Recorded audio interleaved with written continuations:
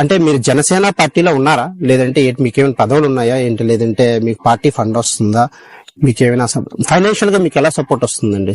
Finance గా మనకి party తరఫు నుంచి ఎటువంటి సపోర్ట్ లేదు సార్. నేను సంపాదించుకున్న రూపాయి నా దగ్గర దాచుకోకుండా, నా కుటుంబాన్ని చూసుకోకుండా, నేను ఒక జనసేన పార్టీ నా కుటుంబం అనుకొని దానికి సంబంధించిన మనుషులు ఎవరైతే ఉన్నారో, సామాన్య ప్రజలు ఎవరైతే ఉన్నారో వాళ్ళందరికీ నిలబడాలని నేను నిర్ణయం తీసుకున్నాను సార్. నా వంతుగా ఎంతో కొంత ನಾನು సంపాదించే పార్టీ నుంచి ఎలాంటి ఫండ్స్ రావట్లేదు లేవు సార్, రూపాయి కూడా.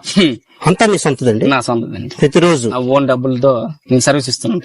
అంటే పోనీ బయట నుంచి పెద్దలుగా ఫండ్స్ గట్ట ఎటువంటి ఎవరి దగ్గర కూడా రూపాయి ఆశించలేదు. చాలా మంది డొనేట్ చేస్తామని చెప్పారు. కొంతమంది ఏంటంటే మన సోడా చైర్మన్ గారు ఉన్నారు, రవికుమార్ గారు, ఆయన 3 లక్షలు ఇస్తానని చెప్పారు.